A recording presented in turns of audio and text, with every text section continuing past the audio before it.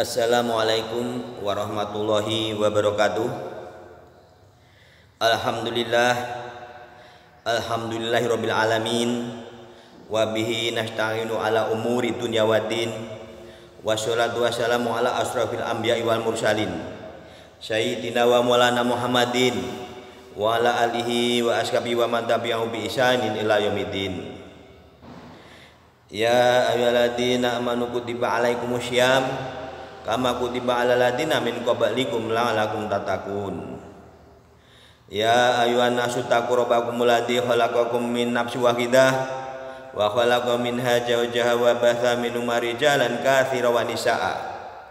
Wa taqullaha alladzi tasaaluna bihi wal arham. Innallaha kana 'alaikum raqiba.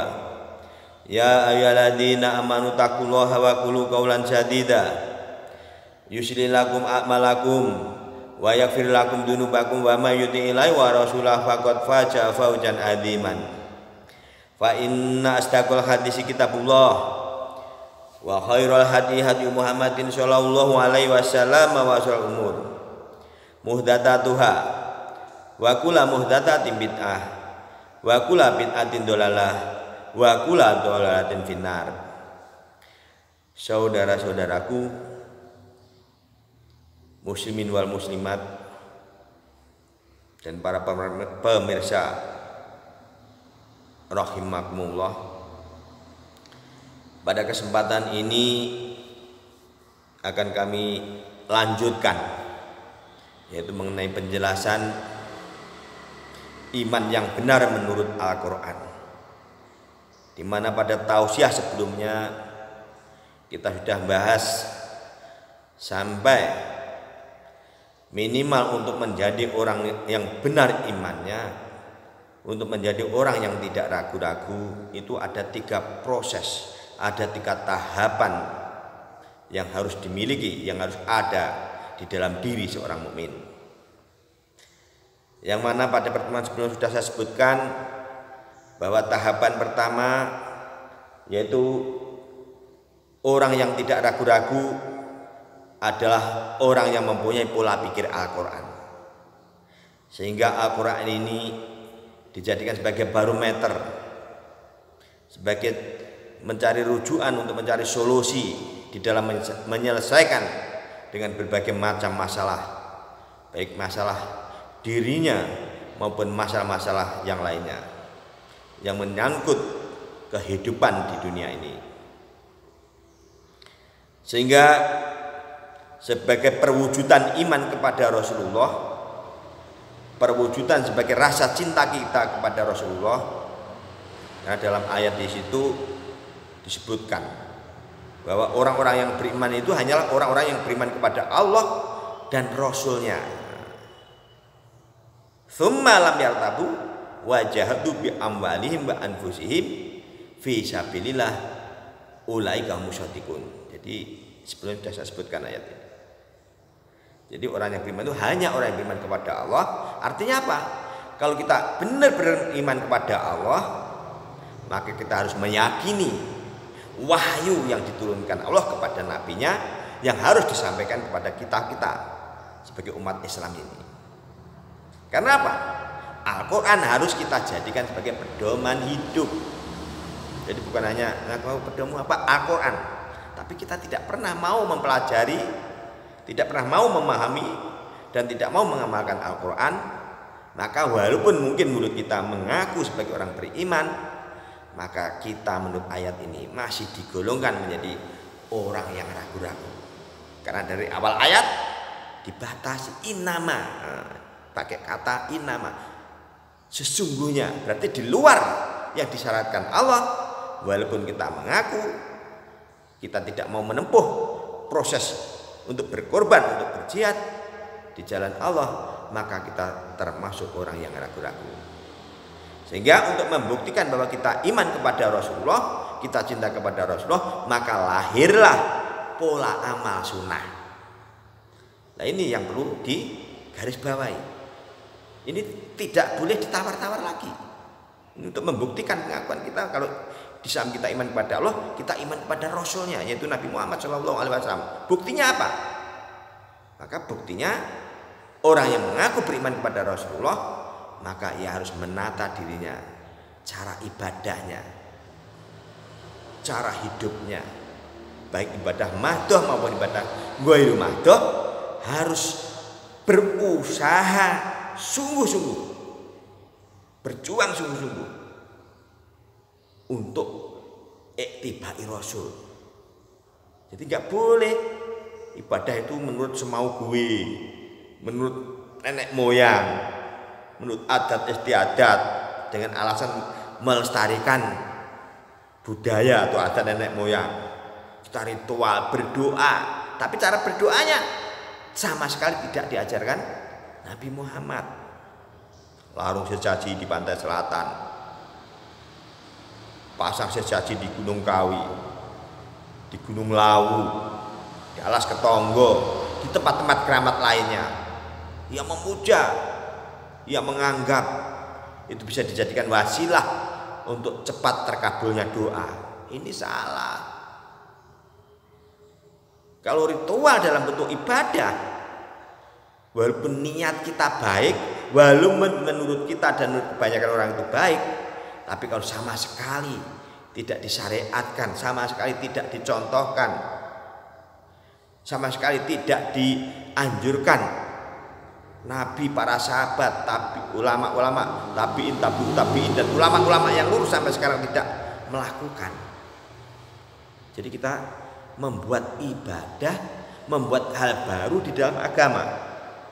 Maka di dalam agama, kalau tidak ada tuntunan, tidak ada contoh, tidak ada syariatnya, walaupun niat kita baik, yang melakukan banyak, yang mendukung banyak, itu amalan yang bid'ah. Muhdatsatuha wa kullu muhdatsatin bid'ah wa kullu bid'atin dhalalah wa kullu dhalalatin finnar. Berhati-hatilah pada hal-hal yang baru di dalam agama, karena setiap hal yang baru di dalam agama itu termasuk bid'ah, dan bid'ah itu dhalalah, sesat, dan setiap kesesatan itu di dalam api neraka. Ini Rasulullah yang ngomong. Tapi perlu dipahami betul tentang bid'ah ini, jangan sampai kita salah. Yang baru semua kita anggap bid'ah, yang kita anggap bid'ah ini malah din agama, ritual dalam bentuk cara ibadah yang mahdoh, yang dianggap doa-doa yang khusus.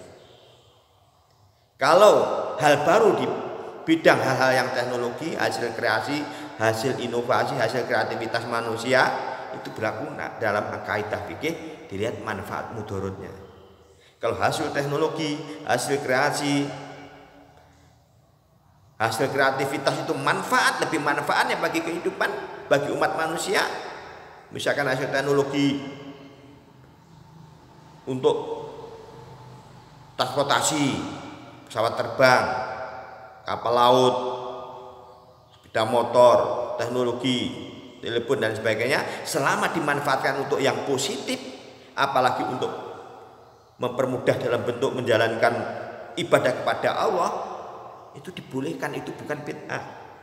Tapi dalam bentuk ritual-ritual, cara doa, cara wiritan, cara zikir, itu semua sudah dicontohkan oleh Rasulullah, dilanjut oleh para sahabatnya yang empat, para tabi'in, tuntunannya sudah jelas.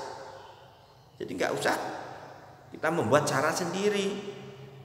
Berdoa pakai tumpeng besar, pakai panggang di bawah, di punden, di tempat pedanyangan, terus banyak tumpeng raksasa dilarungkan di laut, tahu tempat keramat, menyembelih binatang, dipersembahkan oleh mungkin penguasa Simbaurekso tempat keramat, atau Danyang, atau siapa menurut petunjuk juru kunci, bentang sugih, bentang oleh jodoh, bentang sukses.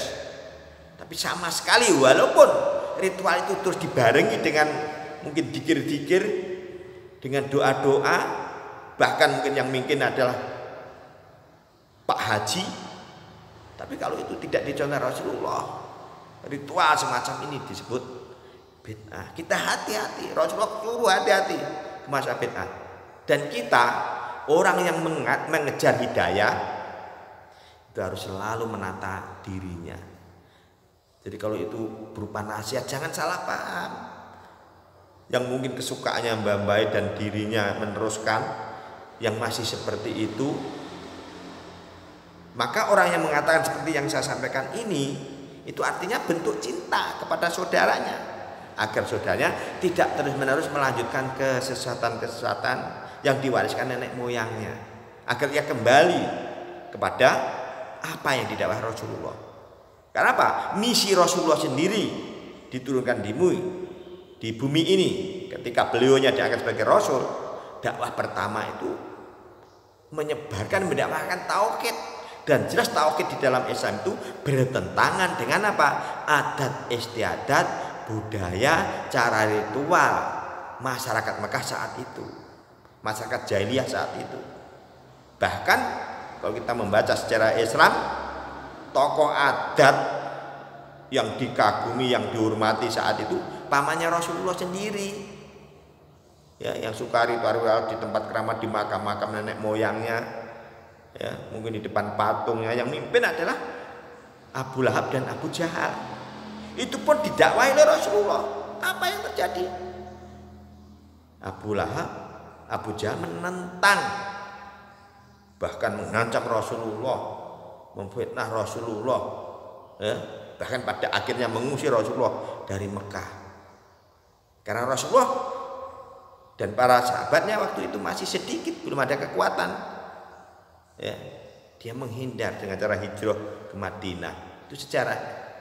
Memang kalau kita selalu mendakwahkan tauhid, akidah, itu sejak zaman Rasulullah sampai sekarang, itu yang mau menerima itu sedikit sekali.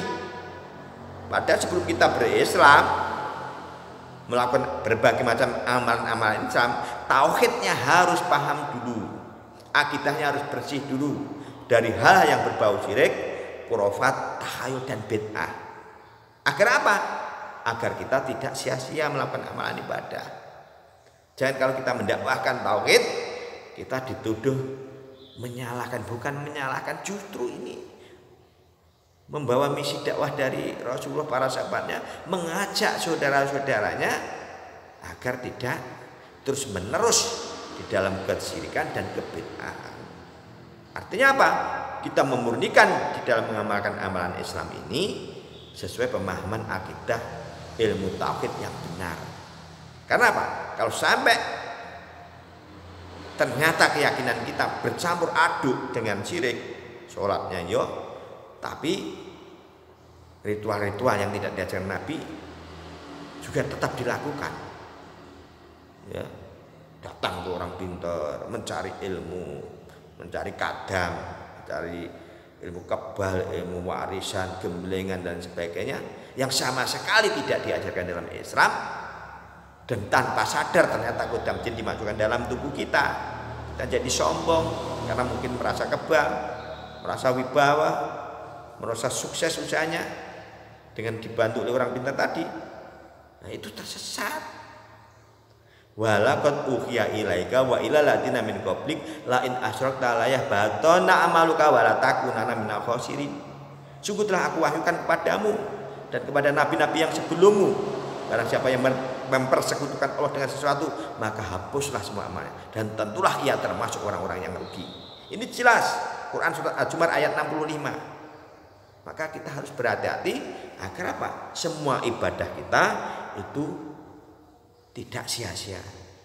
Jadi ini perwujudan dakwah tauhid ini merupakan bentuk kasih sayang kami kepada saudara-saudaraku yang masih mencampur adukan pemahaman dengan pemahaman yang tidak disyariatkan di dalam Islam. Jadi jangan sampai salah paham. Jadi saya mencintai dulur-dulurku kabeh agar ia kembali pada Islam yang benar, kembali ke akidah yang benar, ya. Sehingga apa? Semua amalan Islamnya diterima oleh Allah dan menjadikan hidayah, menjadikan petunjuk, menjadikan bimbingan bagi dirinya, sehingga semakin bertambah umurnya, semakin mendekati ajalnya, ia menjadi orang yang bertakwa dan bisa kembali kepada Allah dalam keadaan husnul khotimah, mati yang diridhoi, yang dapat pertolongan Allah di akhirat kelak. Apabila ada kata-kata yang tidak berkenan, mohon maaf yang sebesar-besarnya. Wabillahi taufik wal hidayah. Wassalamualaikum warahmatullahi wabarakatuh.